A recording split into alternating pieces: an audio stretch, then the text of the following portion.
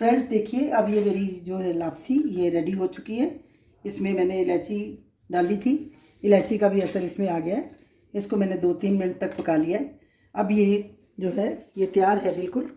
और जिसको भी कोल्ड या सर्दी लगी है उसको अभी हम दे सकते हैं। ये रात को सोने के टाइम लेनी चाहिए। ये बहुत ही हेल्दी है और 3 दिन तक अगर हम पेशेंट को लगातार देंगे तो उसको अवश्य ही जो है लाभ होगा। ये देखिए कितना अच्छा कलर इसमें आया है।